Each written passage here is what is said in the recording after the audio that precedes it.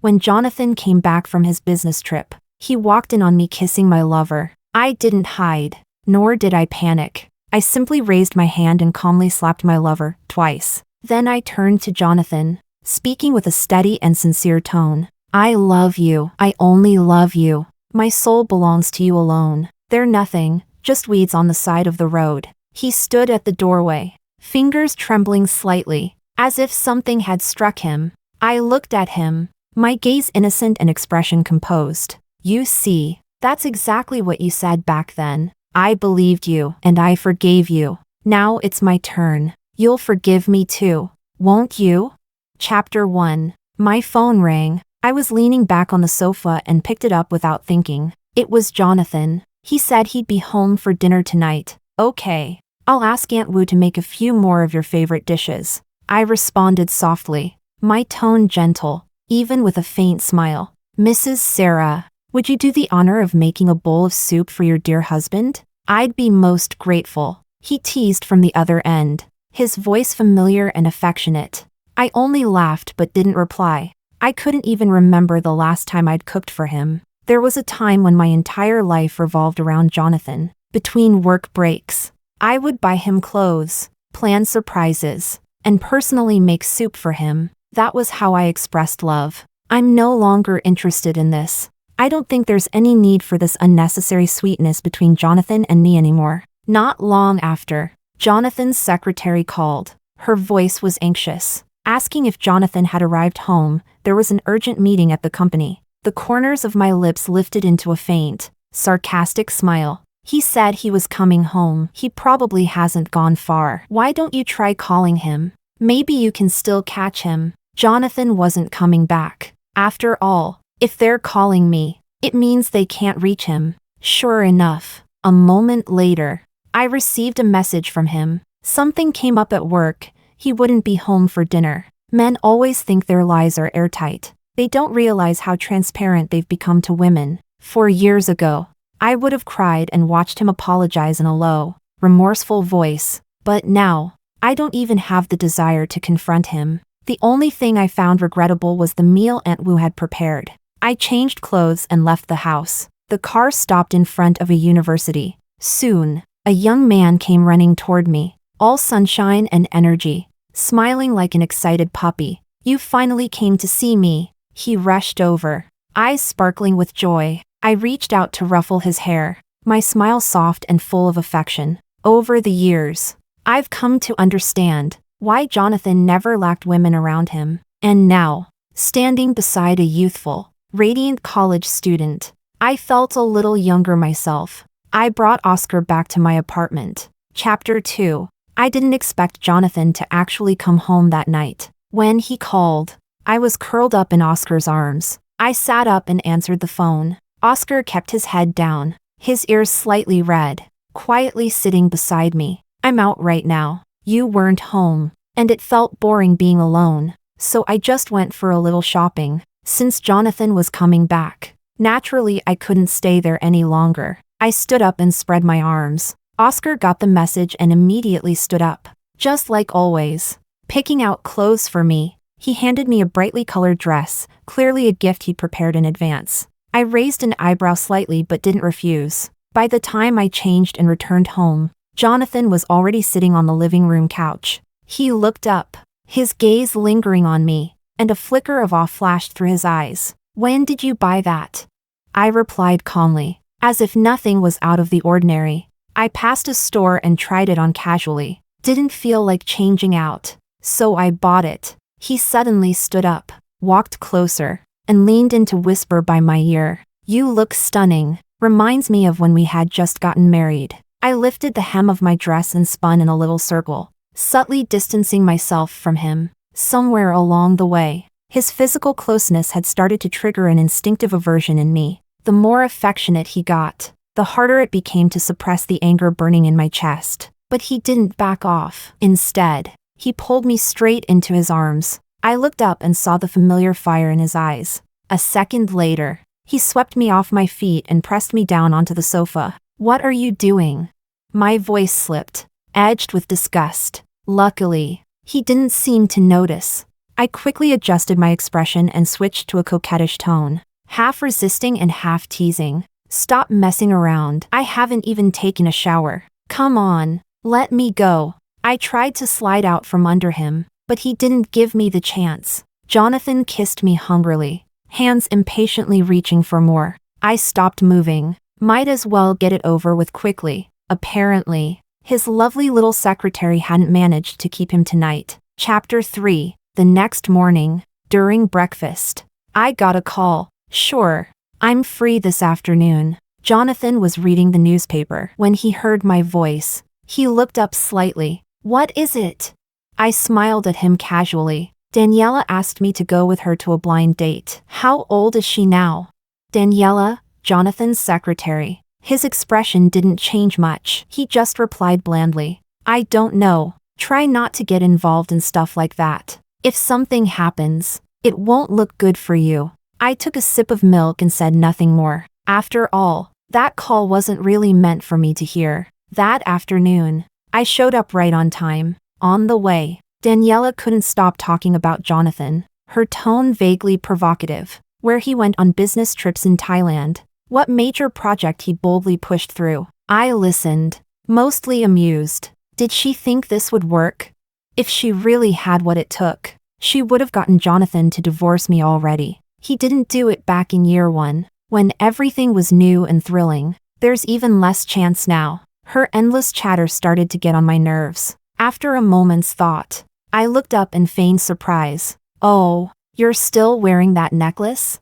She instinctively touched her neck, a flicker of discomfort passing through her expression. Then she said quietly, I really like it, so I kept wearing it. I nodded, voice warm and kind. How sweet. I picked that one myself. Back then, Jonathan told me you were his junior from school. He said you just closed your first big deal and asked me to choose a gift for you. I bought 3 in total. The other 2 are now on my cat Blackie's legs. I leaned in slightly, smiling faintly, but it definitely looks best on you. I've always had a good eye. Daniela's face twisted ever so slightly. I didn't really care. What mattered was, the world went quiet again. To my surprise, she actually hit it off with the blind date. I sat nearby, watching them laugh and chat, and suddenly had a thought. Should I call Jonathan and tell him that his little old flame might be getting scooped up by someone else? I wonder, what kind of reaction would that get from him?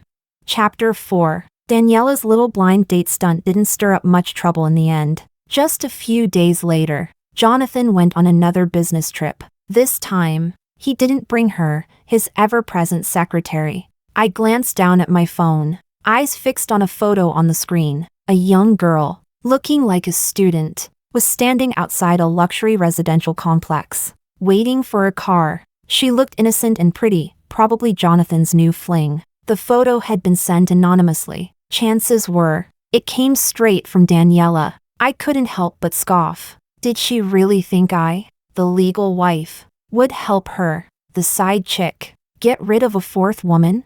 Jonathan refused to divorce me, no matter how much they stirred things up. It was all just a joke. All it did was erase whatever scraps were left, and add new headaches that didn't need to exist. Every struggle and tug-of-war inside this cage called marriage was ultimately pointless. What a mood killer for such an early morning. I changed clothes and headed to Oscar's apartment. Moments like this called for a sweet, loyal puppy to soothe a wounded soul. Oscar could cook, play piano, and give incredible massages. Whatever I did, he stayed by my side, quiet, devoted. Only when I was with him could I truly exhale. For the past 2 weeks, I'd spent almost all my non-working hours here. The plan was to ride out Jonathan's business trip in peace and quiet. But unexpectedly, I got a phone call. It was Eric. If Oscar was the affectionate, well-behaved house puppy, then Eric was the untamed alpha dog. I drove home. He was already waiting nearby. I let him in. Unlike Oscar, Eric craved excitement. The first time he asked to come to my house, I actually hesitated. It was still, at least in name, the home I shared with Jonathan. But over time, I started to understand Jonathan. I understood why he had brought another woman into our bedroom. It really was different. Some sensations could only exist after breaking the rules. Jonathan had taught me what destruction felt like. Now, I was just doing the same thing. Chapter 5. Surprises always strike when you least expect them. Jonathan came back early. He said he'd be gone a month. It had only been 20 days. He walked through the door just as I was wrapped around Eric, kissing him deeply. Dinner was still hot on the table, made by Eric himself. Jonathan kicked the entire table over. Soup splashed across the floor, porcelain shattered, an ear-splitting crash. Eric instinctively shielded me, blocking the flying shards. Then he looked at Jonathan and gave him a defiant smile. Mr. Jonathan, with a temper like that, what if Serafina got hurt? Jonathan went pale, frozen in place. His expression looked exactly like mine from 4 years ago, when I saw him tangled with some pretty young girl on our couch. What did Jonathan do back then? Oh right, he slapped that girl across the face. So I pushed Eric's hand away and gave him 2 crisp slaps. Hard ones. Red marks bloomed quickly on his face. Who gave you permission to speak to him like that? Eric froze, stunned, disbelief written all over his face. I remained calm, saying only one word, get out. Furious, he slammed the door behind him. The living room was silent, just me and Jonathan now. We stood across the wreckage, locked in wordless confrontation. I walked up to him and gently smoothed out the wrinkles in his shirt collar. I'm sorry. I shouldn't have let him appear in front of you. This time, it really was an accident. I looked up and met his eyes, speaking each word clearly and slowly. Jonathan, I love you. I only love you. His hand suddenly tightened around my throat, voice trembling with rage. You love me? If you love me, how could you do this to me? I didn't resist. I simply wrapped my arms around him. They're just nobodies. They don't matter. You're my only husband. Jonathan wavered at those words, his grip loosening. He stood there, swaying. That sounded so familiar. You're blaming me. No. Serafina, is this your revenge? No, of course not. I just wanted to leave you, but you wouldn't let me go, so I could only play the perfect student. I slowly knelt down, just like he had 4 years ago, and gave him back, word for word, everything he once said to me. Jonathan, trust me, I could never love someone else. I only belong to you. Forgive me. 4 years ago, I forgave you. So now, Jonathan, will you forgive me?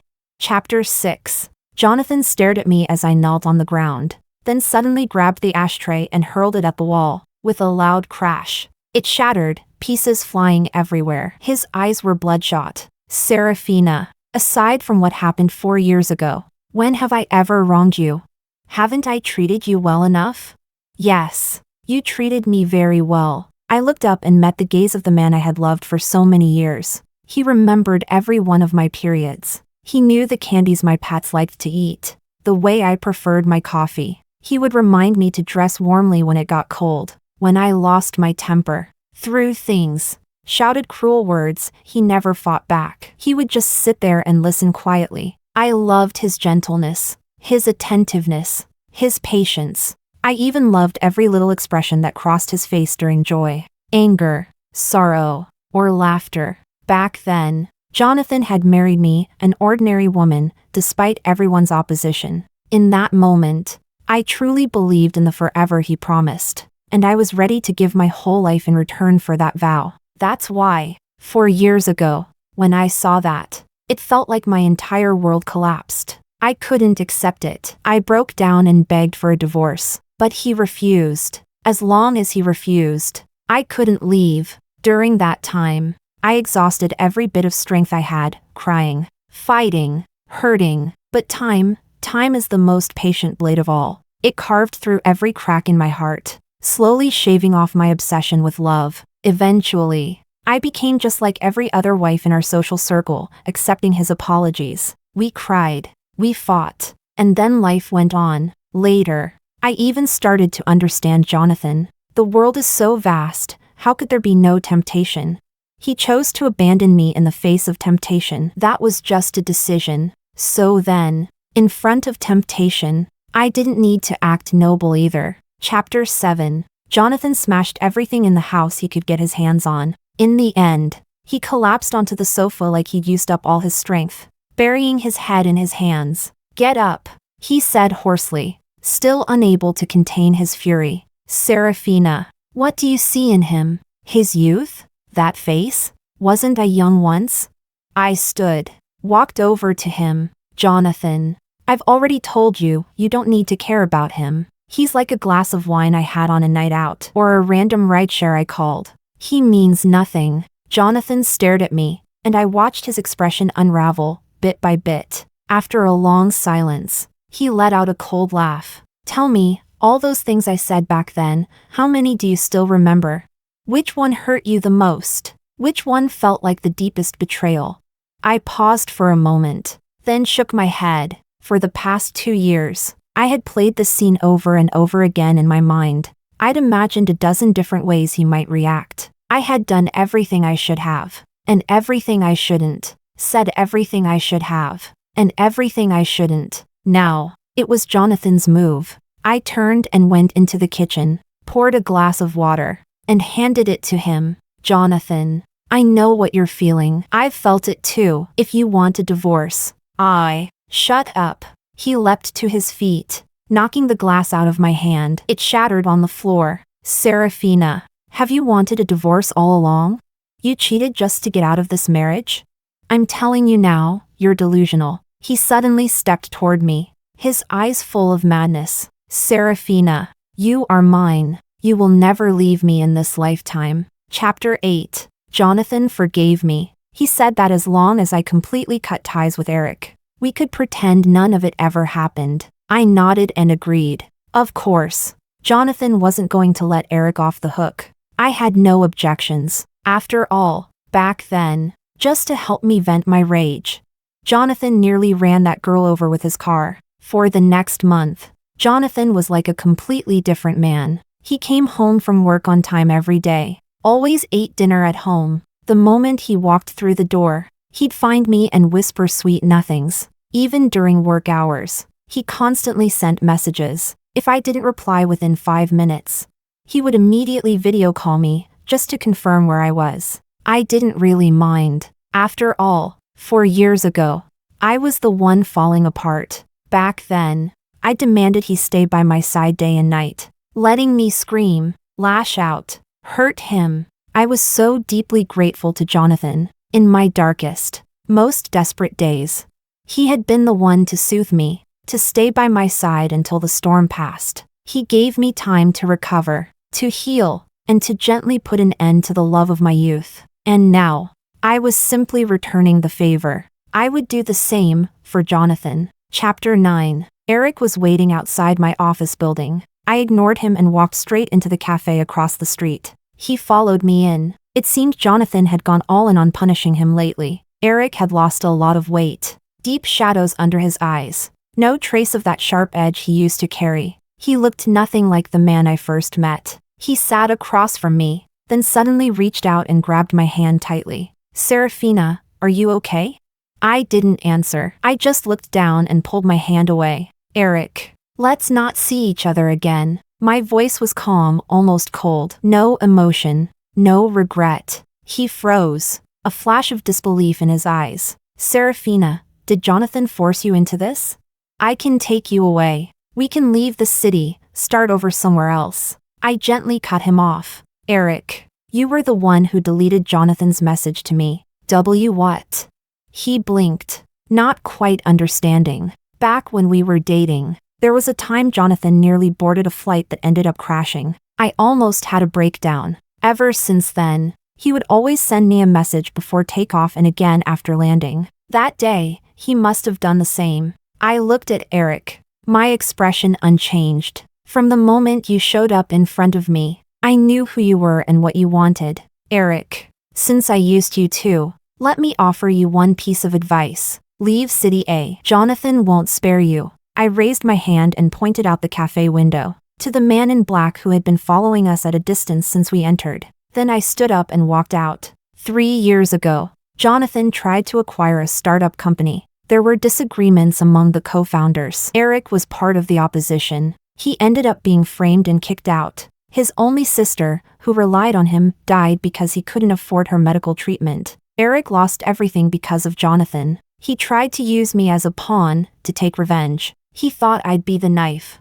Funny thing is, by the time he showed up, I had already reshuffled the entire deck, and he turned out to be my sharpest boomerang. But in this game of revenge, no one came out the winner. Chapter 10. As expected. When I got home, Jonathan was already waiting. He was sitting on the living room couch, holding an unlit cigarette between his fingers. He hadn't smoked in a long time, because I couldn't stand the smell of smoke. "Where did you go?" His voice was low and hoarse, thick with unease. I changed into slippers and walked into the living room, answering in a steady tone. Eric showed up at my office. I met with him to end it. "Besides, haven't your people been following me all along?" At that, something flickered in his eyes. "Serafina." He seemed like he wanted to explain something. I walked up to him and raised my hand, gently cutting him off. "Jonathan, you don't need to explain. I was the same way 4 years ago. I even hired 4 private investigators in one go to tail him. His suspicion, his anxiety, his loss of control. I understood it all." I stepped closer and hugged him, trying to offer some comfort. He lowered his head until our foreheads nearly touched. Our lips were just about to meet when he suddenly pulled away. "Serafina, I have something to deal with in the study." With that, he turned and left in a near hasty retreat. The door to the study clicked shut, like a barrier slamming down. I stood there, watching his figure disappear, then slowly sat back down on the couch, closing my eyes. I let out a soft laugh. "See, Jonathan? You say you forgive me, but deep down, you still carry that splinter. It's not deep, not deadly, but just enough to make you flinch." While I was showering, I got a call. "Serafina." It was Eric. "I'm at the airport now." His voice trembled faintly. "If you're willing, will you come with me?" I admit, when I first approached you, my intentions weren't pure. But later, I didn't let him finish. I hung up. "Love? Didn't Jonathan love me?" When I was kidnapped, he broke down and fell to his knees, sobbing. "Now that I've cheated, he still refuses to divorce me, no matter how much it hurts." But none of that stopped him from betraying me. Eric approached me with revenge in mind from the start, and he still dared to talk about love? Wouldn't it be better if we just treated it for what it was, a mutual transaction?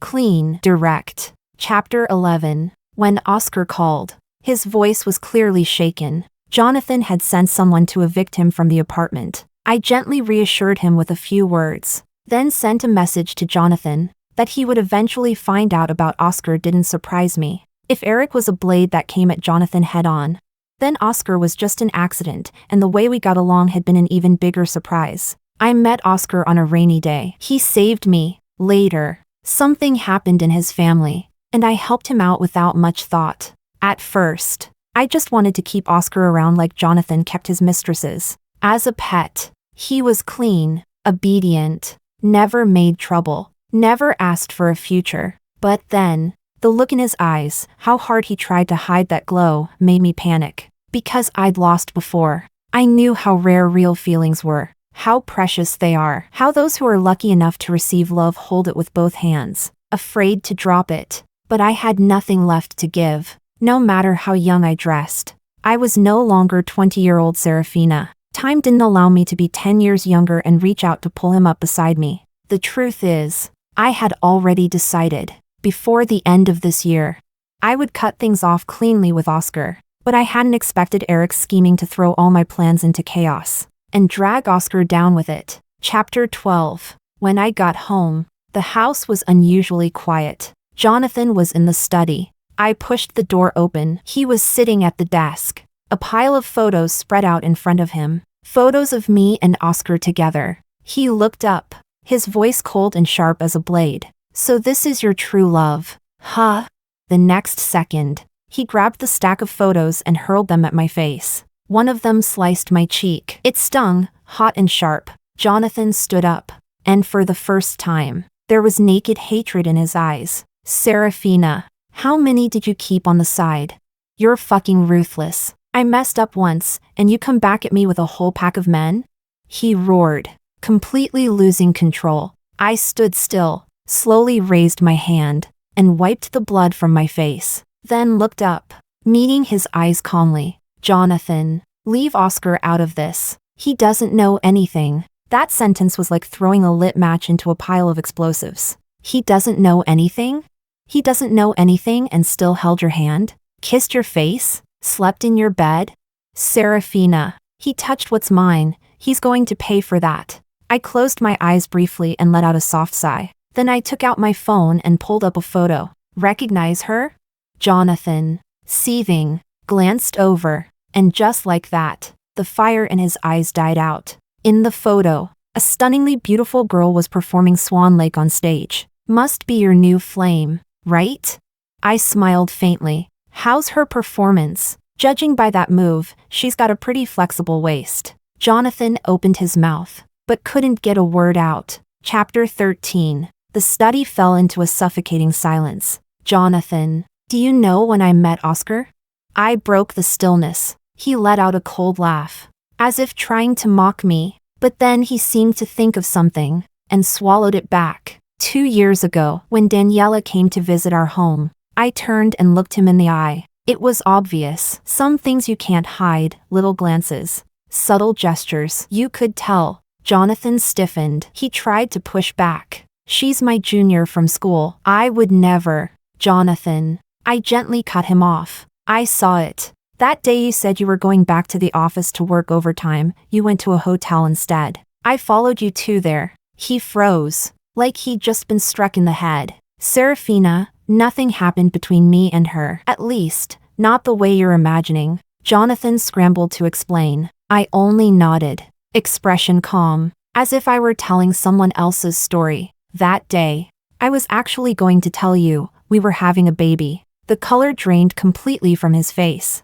Later, I went to the hospital alone and had the abortion. Right after the procedure, you called me to say you were flying to Thailand on a business trip. It was raining that day. I stood on the bridge for a long time, holding an umbrella. I didn't want to die in some humiliating way. But back then, I honestly didn't feel like living either. And then, I met Oscar. Jonathan rushed forward, grabbing my hand tightly, voice almost pleading. Serafina. I'm sorry. I didn't know that you knew everything. I looked at him, eyes steady and unwavering. Jonathan, I didn't tell you this to hear you say I'm sorry while you were off on your trips. Daniela took care of you. I'm grateful for that. Likewise, Oscar was taking care of me, for you. In a way, he saved me. He saved your wife. As my husband, you should be grateful to him, because otherwise, I paused. When you came back from that trip 2 years ago, what you would have found was my corpse. Chapter 14. Jonathan got down on his knees, just like he did 4 years ago. It was the second time he had knelt before me to apologize, but I wouldn't give him a third chance to hurt me. I took out the papers I had already prepared and gently placed them in front of him. Jonathan, let's get a divorce. Let's set each other free. He stared at the document in silence for a long time. Then, he tore it up. His eyes were bloodshot as he looked at me, voice hoarse and broken. Serafina, unless I die, I'll never divorce you. I can change, I swear I will. I'll let Oscar go, if you're willing to start over with me. Start over. That again. But in this world, how many true fresh starts are there? Not every crack can be mended like new. I looked at him, my gaze frosted over. Jonathan, do you think? I haven't thought about starting over with you? But every single time, I was ready to open my arms again. Someone would show up to remind me just how stupid I am. Words I had buried for so long finally poured out. Tell me, Jonathan, have you started to feel disgusted, kissing me? Do you picture how I looked, entangled with someone else? Funny, so do I. And I've lived with that nausea for 4 years. What's left between us now is just suspicion, testing, and mutual destruction. Is that really how you want to spend the rest of your life? I leaned against the table, finally overwhelmed, lowering my head and wiping away the tears that had silently overflowed. No, it's not like that. Jonathan suddenly rushed over and wrapped his arms around me tightly, desperate, nearly unhinged. I just wasn't ready that day. His kiss came crashing down, panicked, fearful, full of unwilling struggle. My eyes widened. I looked at him, my body frozen in place, unable to respond. And truthfully, I couldn't. Chapter 15. That was the last time Jonathan and I ever kissed. He wanted to return to where we first met. He wanted us to start over. So he got in the car, driving us toward our university at full speed. But halfway there, the brakes failed. Jonathan turned to look at me. In that glance, there was a fleeting tenderness that made everything blur. Serafina, don't be afraid. Those were his last words. Then, all at once, he yanked the steering wheel hard. In the next instant, he threw himself across me, pressing me down into the passenger seat. The impact was brutal. The crash roared through the air, deafening. When the world went still again, all I could see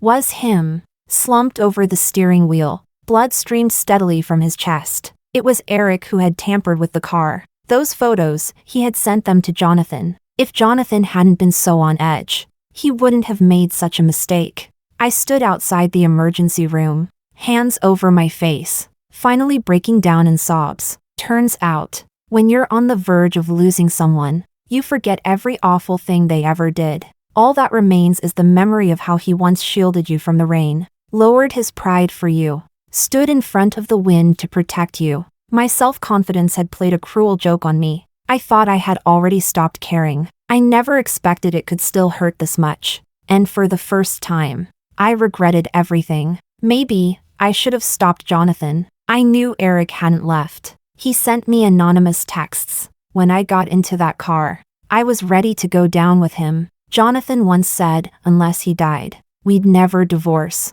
And in that moment, I thought, then let's die together. But I never expected that with the last ounce of his strength, he'd choose to save me. Chapter 16. The Jonathan I once wanted to entrust my entire life to. In the end, he still left. Everything that followed felt like a long, blurry dream. Eric was taken away by the police, charged with attempted murder. I didn't go see him, and I never planned to. I gave that apartment to Oscar. No farewell, no explanation. He had been a brief warmth in my life, but I wasn't meant to leave any trace behind. I packed my things and left City A for City B. The day I left, the sky was bright, the sun gentle. There was still sorrow in my heart, but something light had joined it. When I arrived in City B, someone was there to pick me up. He had beautiful eyes, monolid, calm and deep, touched with maturity. Everything about him spoke of gentleness and stability. Neither Eric nor Jonathan knew about him. He was someone I had met by chance during a previous visit to City B, at a private club. He looked a little like Jonathan, so I'd saved his contact. Now, I needed someone, desperately, to help me move past the pain of losing Jonathan. Maybe I would pour all that belated guilt into him. And in that moment, I understood Jonathan again. The women around him always resembled me, in one way or another. Back then, I felt sick at the thought, felt it was ridiculous. But now, here I was, seeking comfort in someone who looked like him. Still, I'd say I was kinder than Jonathan. At least I waited until he died before finding his replacement. But him? He found mine while I was still alive, as if I had already died. Maybe from here on out, life won't offer me that kind of intoxicating happiness again, but it won't stab me through the heart either. And maybe that's enough. Chapter 17. Jonathan's side story. I had originally promised to come home for dinner that night, but Daniela stopped me at the last minute, saying there was an important meeting I needed to attend. I knew what she was thinking. I just couldn't be bothered to care. Besides, a part of me wanted to see how Serafina would react. After the meeting, everyone naturally slipped into the usual round of drinks and small talk. I swirled the wine glass in my hand, glancing now and then at the phone sitting motionless beside me. Truth is, I could feel it. I just didn't dare think about it too much. 4 years ago, whenever I went out for business dinners, Serafina would always call, asking if I had arrived safely, asking how the food was,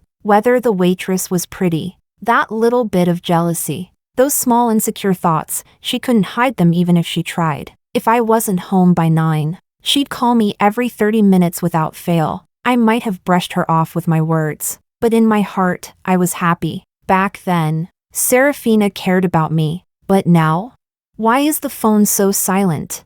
Sometimes I feel like a stray dog Serafina abandoned, left out in the wind and rain, with no one remembering to take me home. If the mountain won't come to me, then I'll go to the mountain. I got up, said my goodbyes, and prepared to leave. Daniela followed, and it looked like she might have even stumbled. I didn't turn back. At that moment, I just wanted to see Serafina. But when I got home, all that waited for me was a table full of cold food.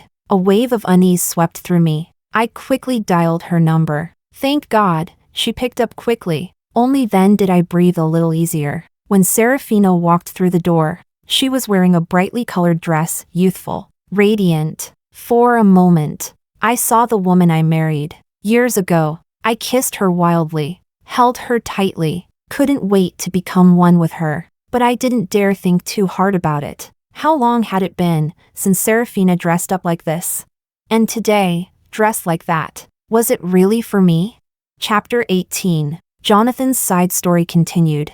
I didn't expect Daniela to actually have the nerve to reach out to Serafina. Clearly, I'd been too lenient with her. I immediately had HR contact her and initiate her termination. She burst into my office, furious. Jonathan, I really didn't do anything. I've been with you for 2 years. Have I ever caused trouble? I looked up at her, my expression cold and indifferent. Caused trouble? You're the side piece. What right do you have to make a scene? When you shamelessly threw yourself at me, you should have considered this ending. And now that your looks are fading, you really think I'd still crave whatever scraps you had to offer? I waved my hand, signaling the security team to escort her out. I gave them a special instruction, warn her never to show up in front of Serafina again. There was an upcoming project in the U.S., a month-long trip. I used to always bring Daniela with me. This time, I had to replace her with some younger assistant. Men and women aren't the same. When a man's under pressure, he needs an outlet. There are certain things I couldn't bear to do to Serafina, but with others, there were no limits. The project went smoothly. We wrapped it up in 20 days. The moment I landed, as usual, I sent Serafina a message, and then went home. I thought she'd run to me like she used to, smiling, wrapping her arms around me, asking if I was tired. But what I walked into instead broke me. She was even on her knees, begging me for forgiveness. It was the same scene from 4 years ago, except the roles had reversed. Like a boomerang, it came back, hitting the softest, most fragile part of me. So, she never truly forgave me, but that was fine, as long as she was willing to stay by my side. As long as she wouldn't divorce me, time would smooth it all out eventually. We still had years ahead of us. We would grow old together. I was sure of it. As for Eric, I'd take care of him, just like I'd taken care of that woman who once showed up in front of Serafina years ago. Clean, efficient, no loose ends. But I didn't expect that forgiveness could be so hard. I couldn't even kiss her anymore. She was right there, inches away. I loved her more than anything. And still, I couldn't touch her without flinching. What was I supposed to do? How was I supposed to hold Serafina again, with a heart free of guilt? Chapter 19. Jonathan's side story ending. When I saw the photos of Serafina and Oscar, I felt strangely at peace. So that dress she carefully picked out that day was for him. I hated it, but my hate didn't even have time to ignite before it extinguished itself. Because Serafina knew everything. She pulled out her phone, flipping through photo after photo. All those women I thought I had hidden so perfectly. Mistress 1, 2, 3, 4, 5, 6. I stood there like a broken man, a criminal, and then I found out we had once had a child. I had so desperately wanted to win Serafina back, but fate was done giving me chances. The brakes had been tampered with. In the end, I used the last of my strength to shield her with my body. Serafina, if there's another life, I swear I would never betray you again. Story 2. After the transmigration ended, the system suddenly broke down. I stayed and married Luis.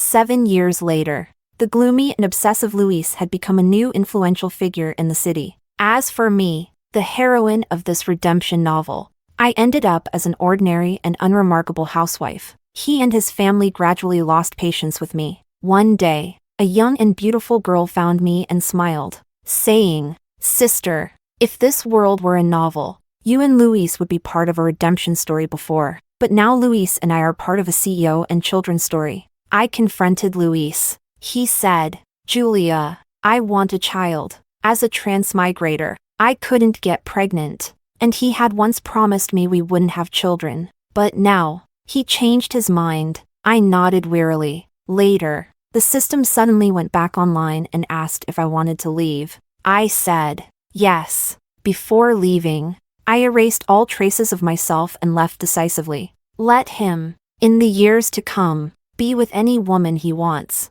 Yet whenever he thinks of me, he feels an intense pain, and I, with the points earned from his regret, returned to my real life, living a vibrant and colorful life. Chapter 01. As a beginner in transmigration, the first world I was tasked with was a redemption story, where I was to play the role of a sunny heroine, saving the gloomy and obsessive male lead. The system said, the storyline for this redemption novel is very simple, and the heroine's personality is quite similar to yours, so it suits you well. I replied, all right.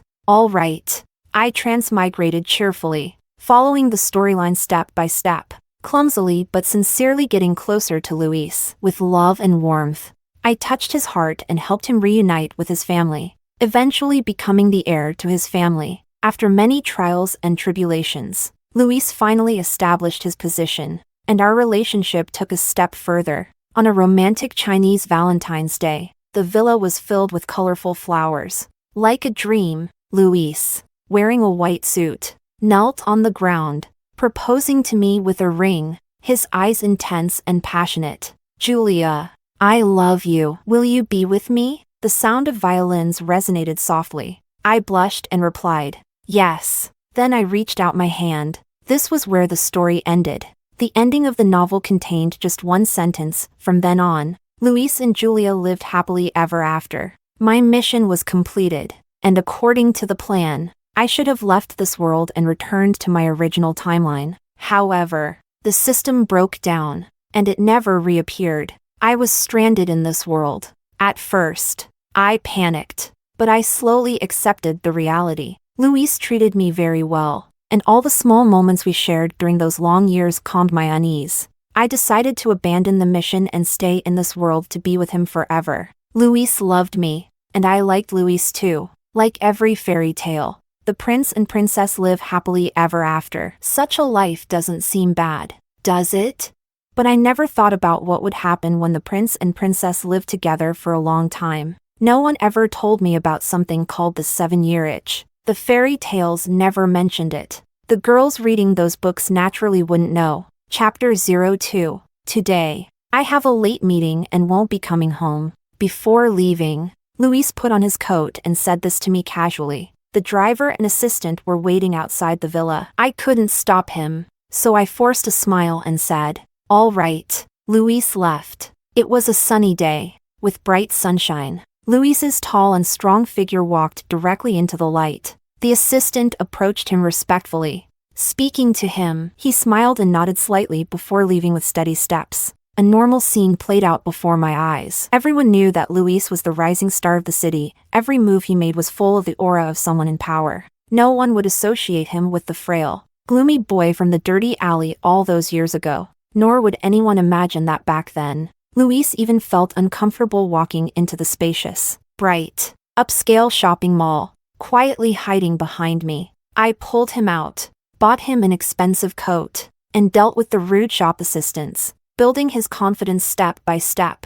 It has been more than 10 years. The coat from those days no longer fits, and Luis never wore it again. Just like how I, who was once beside him, no longer belong by his side now. Once, I was his light, his redemption, guiding him out of the darkness and into the sunlight. Now, he no longer needs anyone to guide him. He can walk in and out of those high-end places with confidence, receiving the admiration of everyone. I turned around and walked back into the room. As I passed the hallway mirror, I was stunned by the reflection. It was the reflection of an ordinary woman, aging, wearing a loose brown knitted sweater, her hair tied up casually, wrinkles already showing at the corners of her eyes. She looked gentle and kind, mature and reserved, just like the mistress of any ordinary household. Without the halo of the sunny heroine, this woman appeared all too plain. For a tall and handsome heir, she seemed rather out of place.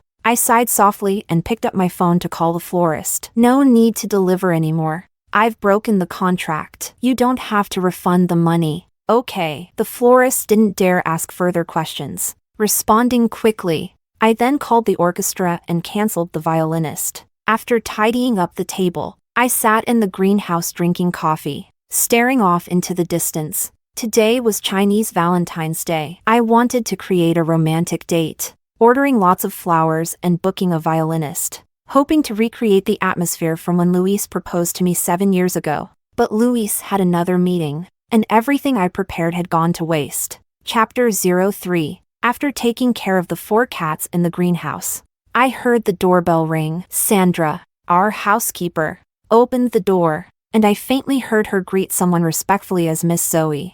I walked over to take a look and saw a girl standing at the door who wasn't entirely unfamiliar. The girl had long, straight black hair draped over her shoulders. Her skin was fair, and her eyes were big and dark, with curled lashes. She looked young and fresh, wearing a professional-looking business suit. She smiled at me and said, "Sister Julia." When she smiled, dimples appeared on her cheeks, and her eyes curved, radiating sweetness. I vaguely remembered seeing her at Luis's company. "You are." "My name is Zoe. I'm Mr. Luis's secretary." The girl introduced herself and continued, "Mr. Luis left some documents at home, so I'm here to pick them up." As she spoke, she showed me the watch on her wrist, saying, "This is my token." I recognized it immediately. It was Luis's watch. "Oh, come in." I nodded. The girl walked inside, and without any guidance, she went straight upstairs, accurately finding Luis's study. She searched for a while but didn't find what she wanted, so she walked out and went to my and Luis's bedroom to continue searching. Watching her move about so familiarly, I frowned. How did she know where the study and our bedroom were? Eventually, after searching for a while, the girl looked up and said to me with a sweet smile, "I couldn't find it. I'm sorry. Maybe Mr. Luis made a mistake. The documents aren't at home." With that, she went downstairs and left. After she left, I asked Sandra, "Do you know her?" Sandra replied, "Madam, she has been here a few times when you weren't home. Brought over by Mr. Luis." I paused. "Really? Why did he bring her here?" Sandra said, "It seemed to be for work." After a long moment, I simply replied, "Oh, back in the greenhouse." I hesitated for a while before calling Luis. He didn't answer. He must have been busy. He didn't like me calling him during work, so I dared not bother him again and sent him a message on WeChat instead. "Did you lose any documents? Someone came to the house looking for them." 2 hours later, he replied, "No." Who came to the house? A gust of wind blew by, and I suddenly felt a bit cold. Without replying, I put down the phone and got up to close the window. The sky had become overcast without me noticing. I stared off into the distance, lost in thought. After getting married, Luis and I gradually grew distant. After being married for a long time, it seemed only natural for passion to fade and for things to cool down. Ordinary couples have children to maintain the bond, but as a transmigrator unable to have children, Luis and I would simply face each other in silence every evening after work. The big house that I used to love gradually became empty and cold. For someone like Luis, a leader among men, it was only natural that countless girls would line up for him. I always believed he wouldn't cheat. This was the first time he had brought a girl home behind my back, even allowing her to have enough confidence to come to my door and make a statement. Chapter 04. I hesitated for a long time but did not confront Luis as Zoe intended. She dared to come, probably because she couldn't hold back and wanted me to make a scene, so she could take the opportunity to announce her presence to the world. But she underestimated my nature. I was never one to make a fuss.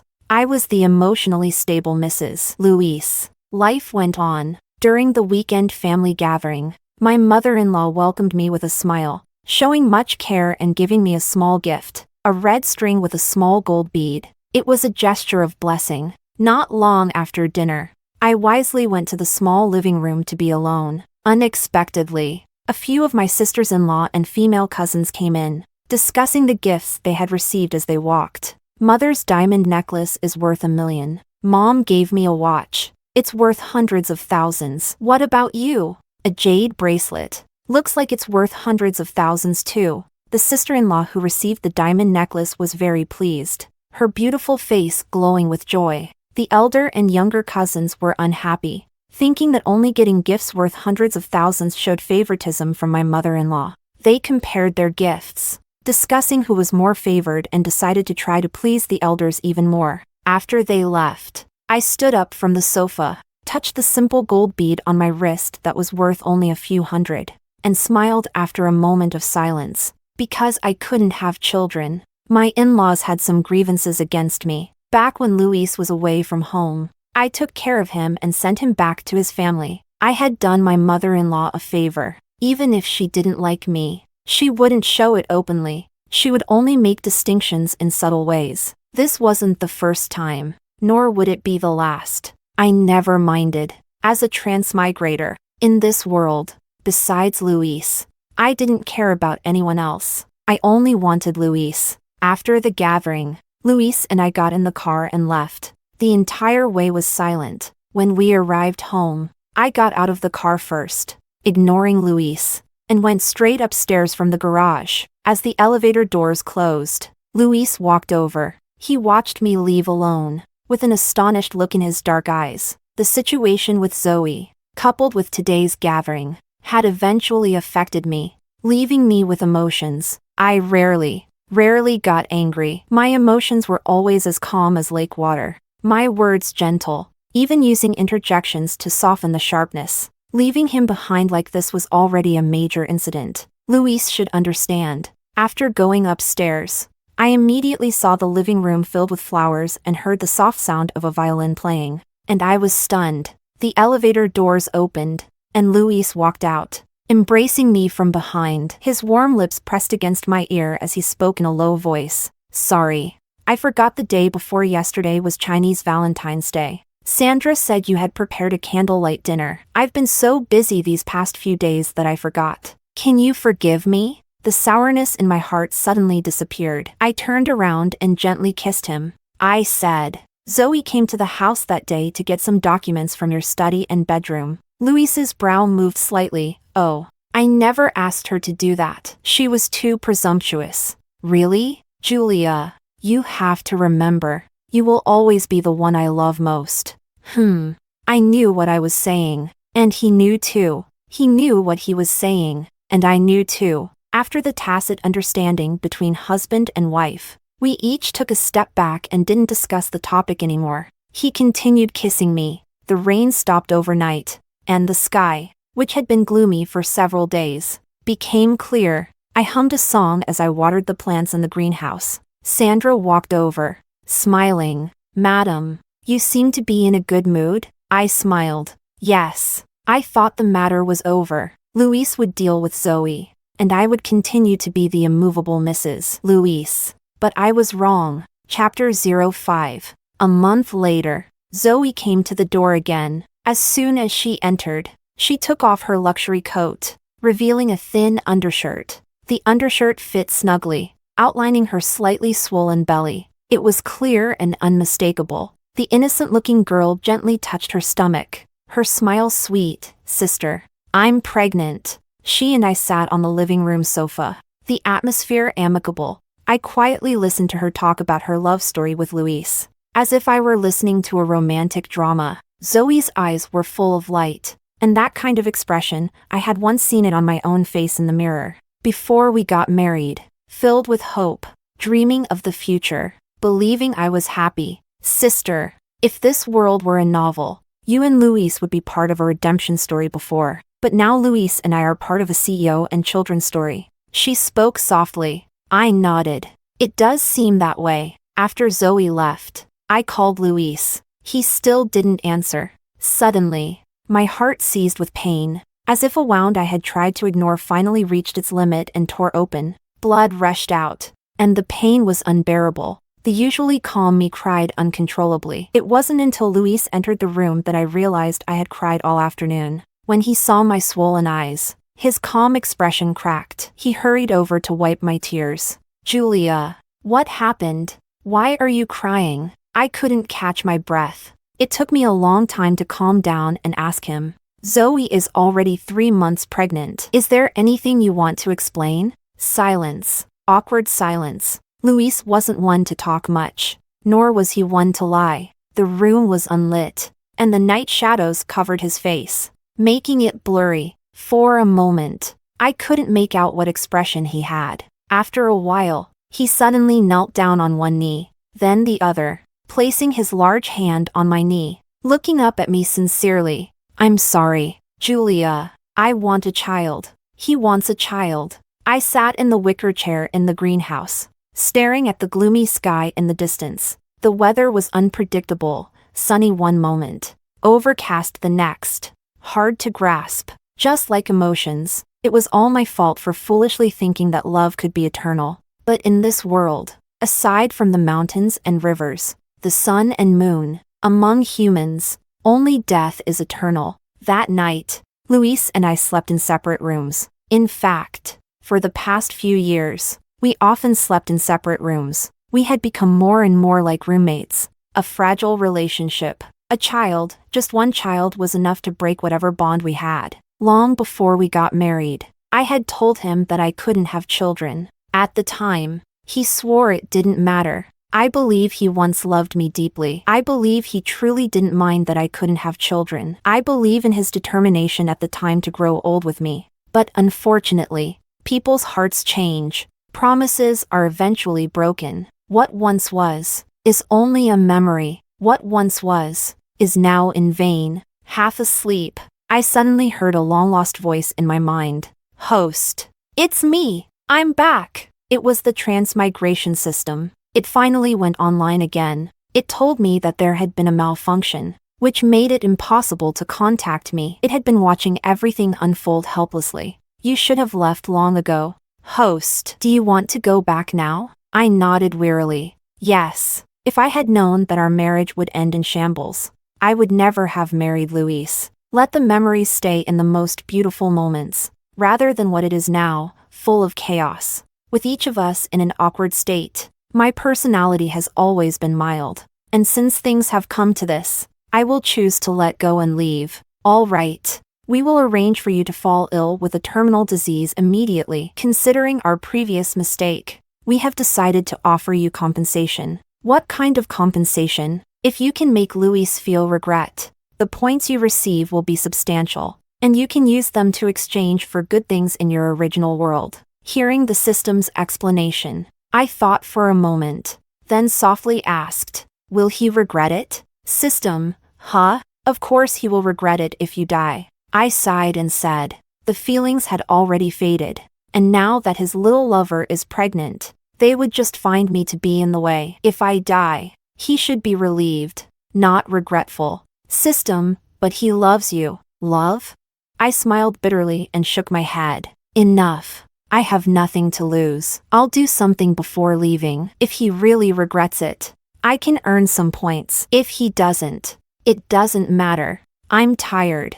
I just want to leave. Leaving him is my greatest wish. Chapter 06. The next day, I went to the hospital and was diagnosed with a brain tumor. Holding the report, I felt very calm, not surprised at all. My doctor friend Clara, however, had tears in her eyes as she held my hand and said, Julia, stay strong. There's still a chance of success. I smiled and patted her hand. It's okay. I'm not planning to have surgery. Julia, I want to spend my final days peacefully. Only 1 month left. Enough time to say goodbye to this world I've lived in for decades. Strangely enough, when I died in my original world, I was only 23. In this world, I've lived for nearly 20 years. The length of time lived was about the same. Yet I never felt a sense of belonging here. Perhaps everything was foreshadowed. I just hadn't realized it at the time. When I got home, I placed the report on the bedside table. My emotions were mixed. I hoped Luis would discover it soon, but at the same time, I hoped he wouldn't. But I overthought it. After our fight that night, he didn't come home for a whole week. Sandra had taken leave. In the large villa, it was just me, all alone. It was so quiet around. I made up my mind when I returned to my original world. I would definitely not buy a villa. A 100 square meter home would be enough. At least living alone wouldn't feel lonely, nor would it feel empty and vast. With nothing better to do, I sorted through my things: clothes, shoes, accessories, and an old box. The box was something I bought many years ago, filled with small items, cheap earrings Luis gave me when he was young, a small bunny he bought for 10 yuan at the high school gate, and an album he secretly saved money to buy for me. The album held our photo booth pictures from many years ago. Young people nowadays don't take photo booth pictures anymore. Things that have become obsolete should have been thrown away long ago. Just like the love between Luis and me, it too should be discarded. I burned a basin in the garden, throwing everything in one by one. The bright red flames flickered. On this lonely, silent night, the disappearance of these old things added a bit of warmth to me. The next day, I sold all the flowers in the greenhouse at a cheap price. The florist owner couldn't believe it and asked, "Are you really selling them for just 1 yuan?" I smiled and nodded. 1 yuan. He happily had people come and take all the flowers away. Not just the flowers, I sold my clothes, bags, shoes, and accessories all for 1 yuan. After all, I couldn't take them with me. It was better to clear it all out sooner. Of course, I didn't touch the valuables Luis's family had given me. Everything I bought, I sold for 1 yuan. I tore up every photo of me in the villa. Any trace of me was cleaned up. After I was done, I realized the villa didn't look much different. I realized once again that whether I existed in this home or not seemed insignificant. Once, I thought I was the owner. Now, after clearing everything out, I realized I was never the owner. I put the last few pieces of clothing into my suitcase, as if I were about to go home. This act gave me a sense of ceremony, a feeling of happiness. I called Luis, wanting to have a proper conversation, a farewell of sorts, but the call never connected. My heart felt a brief pang, but then I felt at peace again. I went out and met a few friends, having normal conversations and quietly saying my goodbyes. I also visited some old places and old acquaintances. By the time I had done all of this, more than half a month had passed. I called Luis again. Beep, beep, beep. Luis still didn't answer. I was stunned. Why? Was I really so hated? All right then. So, goodbye. I picked up my suitcase, left the villa, and went to the rehabilitation center I had booked. I'm going home. Goodbye. My love. Goodbye. This world. Chapter 07. To be honest, while doing all of this, I had a bit of a vengeful feeling. I wanted Luis to know how angry I was. I knew that Luis actually cherished those things I had collected. He often asked me to take them out so we could reminisce about our younger days. Now, they are all gone. I wondered if, when he was with Zoe, or rather, any woman, he would think of me? Would he remember me, the woman who once lived with him, and then left resolutely? However, after doing all of this, I suddenly felt it didn't matter anymore, whether he regretted it or not. I didn't know. At our age, feelings had faded, and what was left were entanglements of interests. He wanted a child, but I couldn't give him one. Now that I was leaving, he should be happy, right? The main reason I did all this was because I didn't want my belongings to be left behind and used by a new mistress. Just thinking about it made me uncomfortable. So, I got rid of everything. Life by the sea was peaceful. There was the wind and seagulls. There was distance and poetry. The system blocked my pain, allowing me to live normally. The nurses treated me carefully, but even though they tried to hide it, their eyes were full of sympathy. I felt a bit helpless. I didn't need sympathy. I felt fine, really. My only confidant, my doctor friend Clara, occasionally came to accompany me, holding my arm as we walked slowly on the beach. "Why didn't you tell Luis?" she asked. "His phone is off," I said.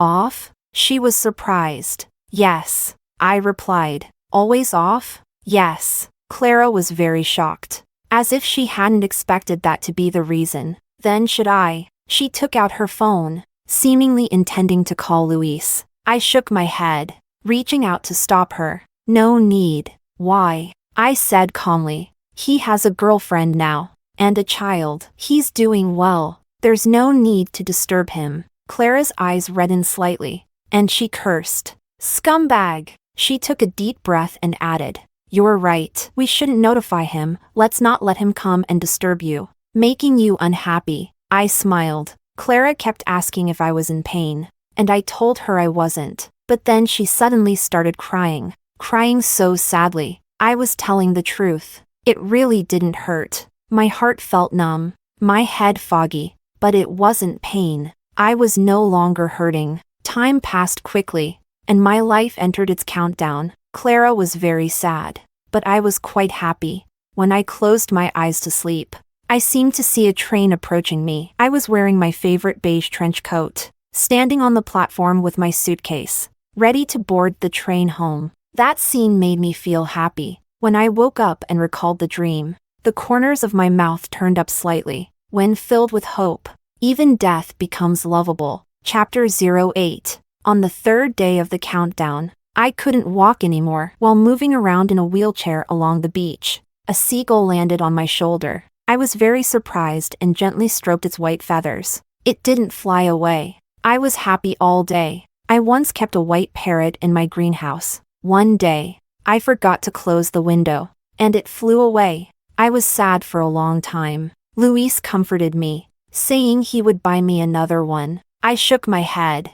No need. I wasn't sad because I lost it, but because I was afraid it would die. The thought of it dying alone in fear somewhere made me sad and filled me with guilt. But now I don't think that way anymore. That parrot was lonely in the greenhouse, not living well, always wanting to escape. It flew away and maybe died quietly in a sunny place that might have been what it wanted. Or perhaps, just like me, it could fly back home?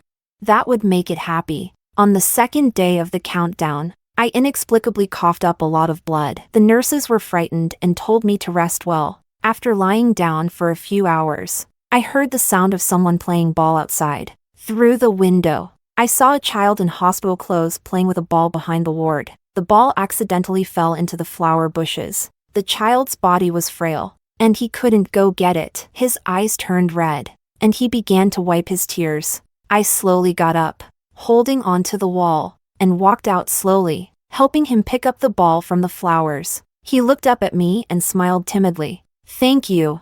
I was stunned for a moment, feeling as though I was seeing something from many, many years ago. The first time I met Luis was in that dark alley, where he was being beaten up by a group of people. I walked over and shouted, "The police are coming!" The boys panicked, dropped him, and ran away. I picked up Luis's school bag and handed it to him. He looked at me, took the bag, lowered his gaze, and his long lashes trembled like a butterfly's wings as he whispered, "Thank you." Back then, he was covered in bruises, his cheeks swollen, looking awkward and shy. At that time, I was only thinking about completing the mission, finding him a little pitiful yet endearing. Never did I imagine that I would fall in love with him step by step. Eventually, I fell completely, marrying him and becoming his wife, even foolishly dreaming of growing old together. When I came back to my senses, the child had already left. All around,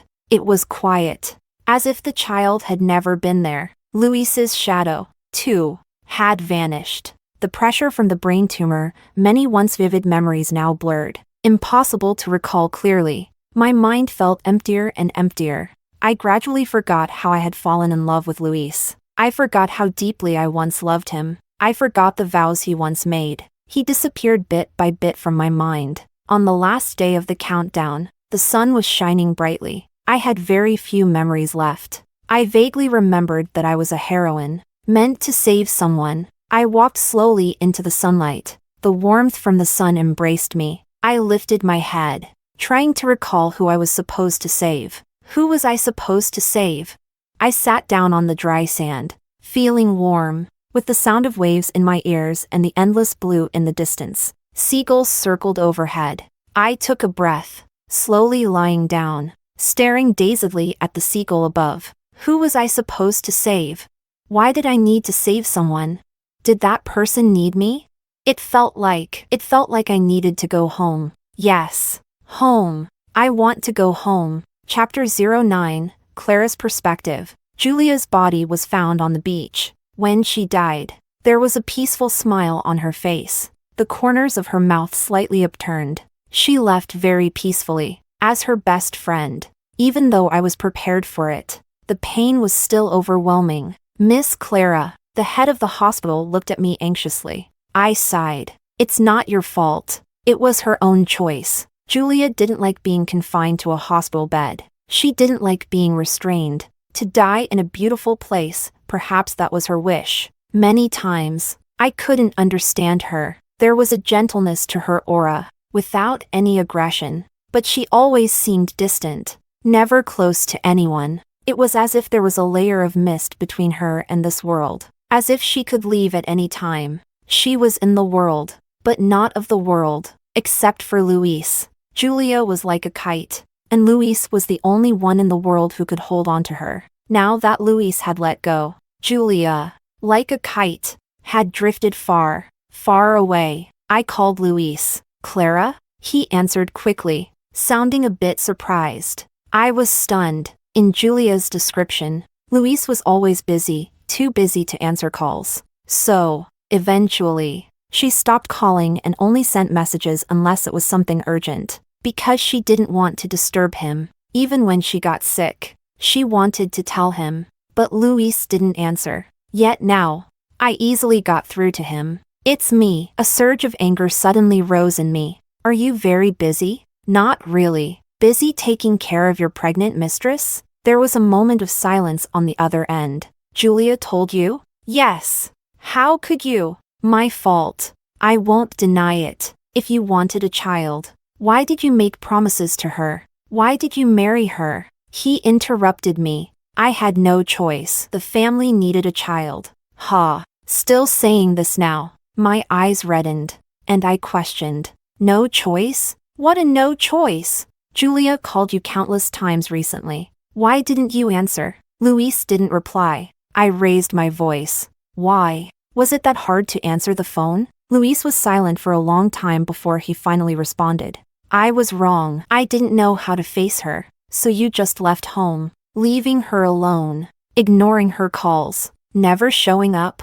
I wanted her to have time to process everything. And I needed time too. We both needed time. Time? Have you sorted things out now? Did your mistress abort the child? Or have you broken up with her? Luis didn't answer. After a while, he asked, Is Julia next to you? Did she ask you to question me? I was instantly furious. What? She can't question you? Are you proud of what you've done to her? Luis seemed somewhat annoyed. Miss Clara, what goes on between Julia and me is none of your business. I took a deep breath. Fine.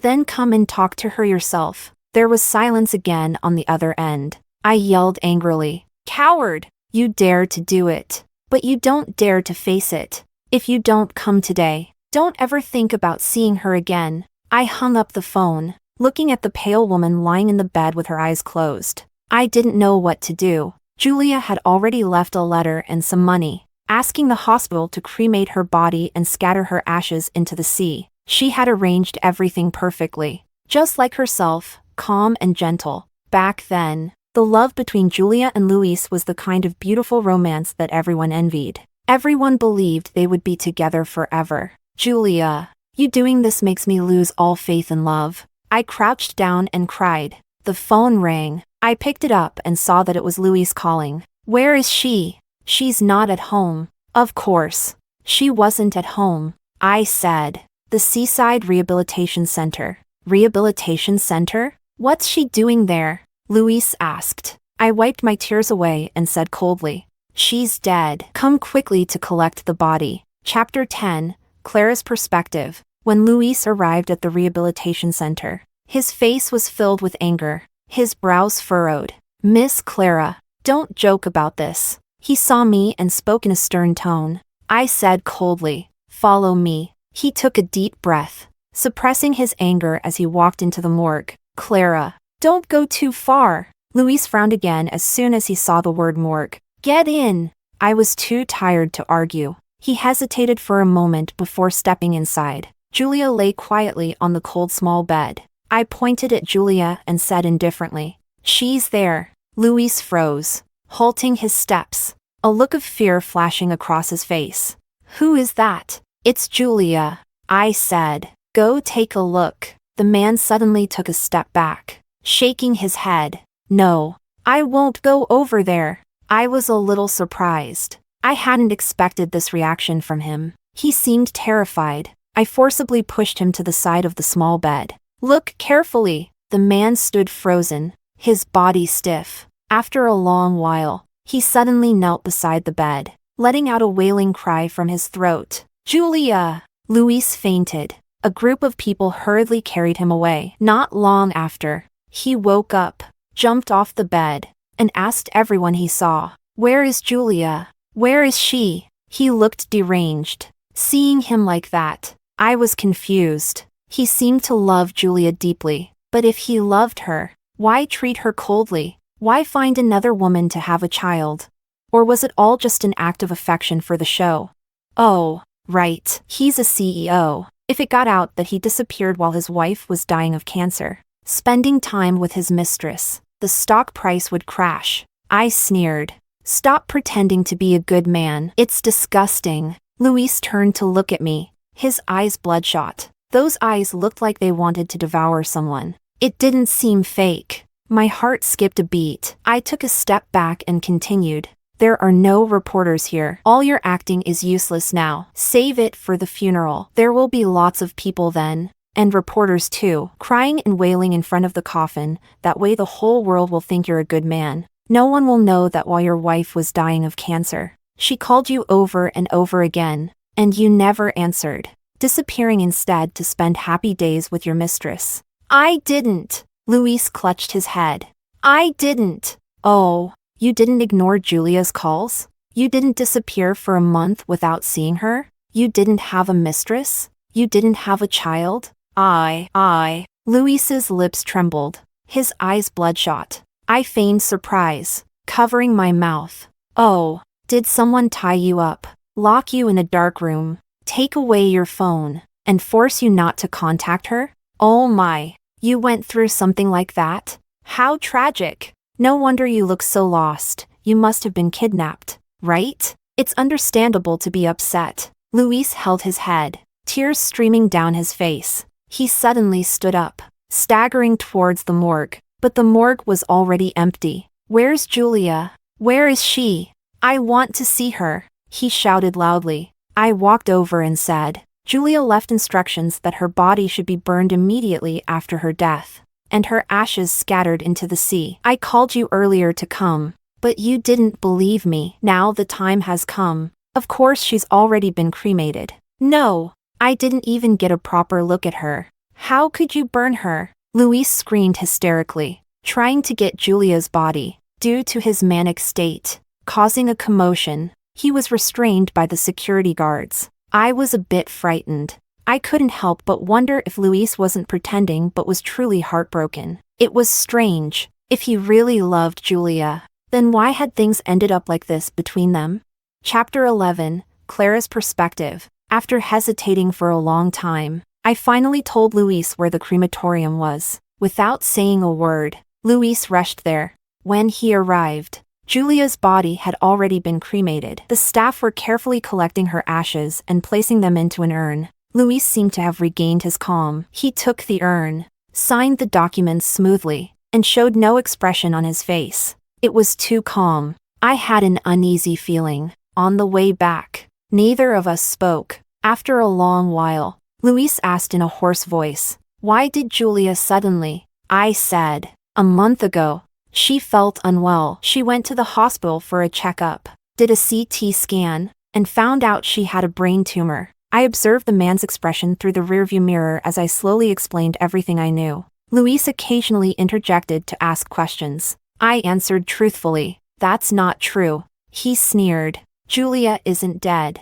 I was stunned, completely unable to understand why he suddenly said that. Luis's gaze was sharp, just like when he negotiated with business rivals. Aggressive and forceful, she was perfectly fine. How could she suddenly have a brain tumor? I saw the routine medical reports before. There was nothing wrong. And now, within a year, she suddenly gets a brain tumor? I said, Luis, a year may seem long or short. The development of cancer varies from person to person, sometimes even within a month. It can develop very quickly. Luis was silent. After a while, he said, I didn't see Julia's body at the crematorium. All I saw was this box. Why should I believe she's dead? I know she's angry, and you're all teaming up to deceive me, aren't you? In the rearview mirror, Luis suddenly looked up. His eyes filled with madness. My heart sank. I hadn't expected Luis to deny Julia's death. Didn't you see her body in the morgue? No, I didn't see it. I saw nothing. Luis exploded in fury, shouting hysterically. I had never seen him like this, so terrifying. I didn't dare provoke him further and drove him back to the villa. Honestly, I regretted asking him to come. Julia said she wanted to leave quietly. Without telling Luis, perhaps she had already foreseen the situation?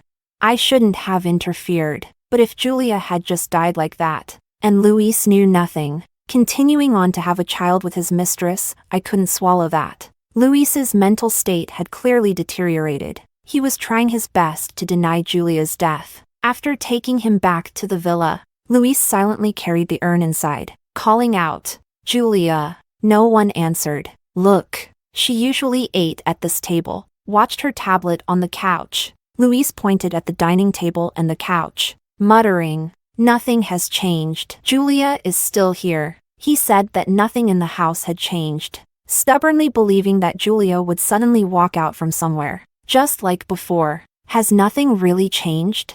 I asked softly. What? Luis asked. I pointed to the photo album on the shelf, where their wedding photo had been torn apart, leaving only Luis's image. Luis's eyes widened, and he rushed over to grab the album. Then, as if remembering something, he ran up the stairs. I followed him and saw him rummaging through the room. There's nothing. Why is there nothing? I asked. What is missing? He didn't answer and hurriedly ran out of the room, shouting, Sandra! Sandra! Sandra came out of her small cottage nearby. Sir? Where is my wife? Where is she? Sandra looked confused. Sir, Madam has been gone for a long time. Then where are her things? Luis asked harshly. Sandra said, they were sold. Luis froze. Sold? Sandra nodded. Some time ago, Madam sold all the flowers from the greenhouse for 1 yuan each and her clothes and jewelry for 1 yuan each as well. I asked her why she sold them so cheaply, and she said she was going home and wouldn't need them anymore. A lot of people knew about it. People from the community came to buy her jewelry, the small things that couldn't be sold. She burned. Luis quickly ran downstairs, heading to the greenhouse. The glass greenhouse was empty. Not a single flower was left. He stood there dazed for a while, then suddenly rushed into the backyard, seeing a patch of scorched grass on the lawn. It seemed to be where Julia had disposed of the unsold old items before she left. Sandra followed and continued. Madam also asked me to tell you, if you returned, that the expensive items you bought for her were untouched, still in the cabinet. Her things have all been dealt with, and space has been made. You can bring Miss Zoe back, have children here, and live a normal life. Luis slowly squatted down, covering his face with his hands. I looked around, imagining Julia calmly and peacefully burning her old items, selling her belongings for 1 yuan each, erasing her traces bit by bit. Suddenly, my heart felt like it was being torn apart. I could hardly imagine how she must have felt when she learned she had cancer and couldn't reach her husband, how desperate she must have been to make such a resolute decision. What was she feeling when she walked into the rehabilitation center alone, lying on the beach, dying slowly without anyone by her side? She must have been so sad, so hurt. Luis seemed on the verge of losing his mind. but I couldn't muster any sympathy for him. In fact, I even found it a bit repulsive. A love that comes too late is worth less than grass. No matter how much he acted, Julia was already gone. It was all over. The person had been delivered. I had nothing more to do here, so I turned to leave. I felt empty inside, unable to lift my spirits. 3 days later, someone called me to ask about Luis's whereabouts. Only then did I find out that Luis had disappeared. Along with him, the so-called Mistress Zoe was also missing. Chapter 12, Clara's Perspective. The call came from Luis's mother, Monica. Monica was very anxious when she learned that Luis had disappeared after meeting me. She came to my door. "What did Luis come to see you for?" The woman's voice was frantic. I said, "Julia died, and I asked him to go to the rehabilitation center to take care of the remains." There was a moment of silence on the other end, as if she couldn't believe it. "Julia is dead?" "Yes. She had a brain tumor. The mistress came while pregnant to pressure her, and Luis abandoned her. She didn't want treatment, so she contacted me and asked me to find her a rehabilitation center to spend her final days. But Luis seemed unaware of her illness. After Julia's death, I called him to collect the remains. He couldn't accept it. I took him back home and left, and I haven't been in contact since. As for why he disappeared, I have no idea," I explained truthfully. Monica listened in silence and hung up. With the power of Luis's family, Luis and his mistress were found 2 days later. However, they were both found dead. Police pieced together the events based on the scene and surveillance footage. Luis found his mistress and demanded she get an abortion and leave. The mistress refused no matter what. The wife was dead. She was pregnant with the family heir, and she was about to take her place in the spotlight. How could she give up at this moment? In a fit of rage, Luis forcibly took her to the hospital for an abortion. This part could be seen in the hospital surveillance. There was a struggle and argument between the two in the hallway, and Zoe managed to escape, with Luis chasing after her. People in the hospital confirmed that the two were indeed loudly arguing in the hallway. After leaving the hospital, Luis grabbed Zoe by the hair, dragged her into the car, and went to another hospital. Zoe resisted desperately, trying to escape. In the end, Luis caught her and decided not to take her to the hospital. Instead, he drove straight to the rehabilitation center where Julia had died. What followed was cruel and bloody. Luis tied Zoe up and used a knife to cut open her abdomen, removing the several-month-old fetus and discarding it. The entire process was nothing short of horrific. Zoe screamed and begged for mercy, but Luis was unmoved. In the end, Zoe slowly died in extreme pain. After killing Zoe, Luis held Julia's urn and jumped into the sea. "He's gone mad," the police said. I was terrified, recalling Luis's previous behaviors, and I nodded. He really has gone mad. I remembered a long time ago, when Julia got drunk and said that Luis was actually a brooding yandere, while she was a little sunshiny protagonist.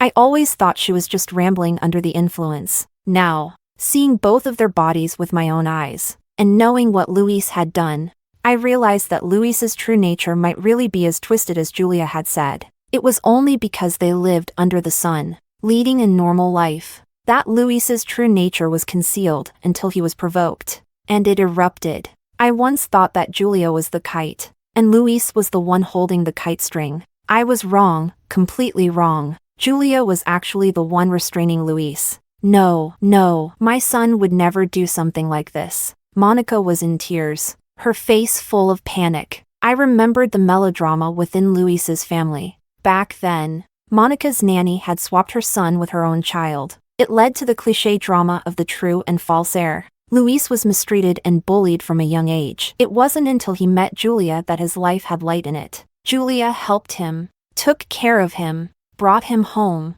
helped him regain his lost identity, and eventually, the truth came to light. Monica didn't accept him back then.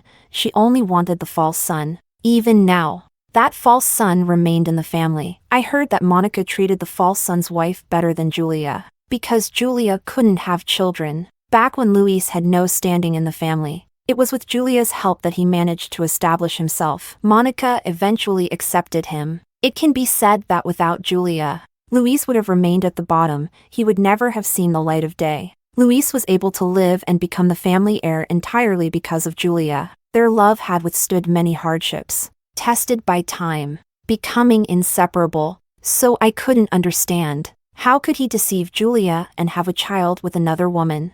Knowing just how painful it would be for her. What Luis said was likely true, that from start to finish, he had only ever loved Julia. No other woman could ever enter his heart. Luis's final choice seemed logical in this context. He was mentally shattered, refusing Zoe's child, and in his madness, he cut the fetus out, resulting in Zoe's death. He hated Zoe, and he hated himself, and so, he held on to Julia's urn and jumped into the sea. "This is all your karma," I said coldly to Monica, "because you forced Luis to have a child. All of this happened. You ruined everything." Monica clutched her chest and fainted. I said those words, which were meant to cut to the heart, then turned and left. The fairy tale had reached its ending. Death had become eternal. After everything was exposed, Luis's family became a laughingstock, and Monica was blamed by everyone, leading to her having a heart attack. The truth about the fake and real heirs came to light, and the family members fought each other for the inheritance, becoming fragmented. No one expected that all of this had started because of that ordinary woman they once looked down upon. When the fairy tale ends, darkness inevitably falls. Chapter 13 Extra. Luis held Julia's urn as he walked to the edge of the cliff. The waves roared, and the wind was bone-chilling. "Julia, I'm coming for you." Without hesitation, he jumped into the cold sea.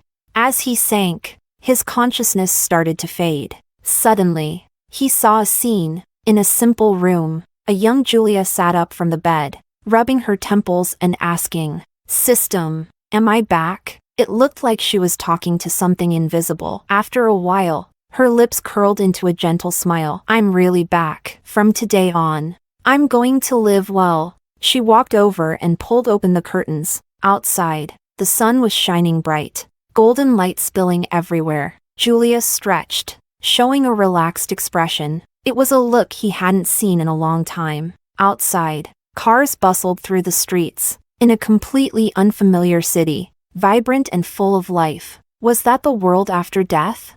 "Julia." Luis struggled desperately, reaching toward the vision, wanting to enter Julia's world. But when his hand touched the vision, it quickly closed, leaving him surrounded by cold darkness. "Julia." No, no. He wanted to be with Julia. He screamed silently, sinking to the bottom of the sea. He would never be able to reach where Julia was. Chapter 14. After returning to my original world and resting for a while, I gradually regained my energy. Those unforgettable feelings seemed to fade quite a bit. Looking back, it was like watching a movie, witnessing someone else's story. "Julia, it's almost time for settlement," the system said. "A great harvest. You know, your friend told Luis about your death, and he regretted it." I was a little surprised. He actually regretted it? Of course! His regret level is still rising, and it will definitely reach the maximum. I smiled, not really caring whether Luis regretted it or not. It was no longer important to me. It took some time to get back to my routine, and then the system appeared again. "Julia, it's time for settlement. His regret level is full. You've earned 1 million points. What a profit." I was a bit surprised. Did Luis really regret it that much?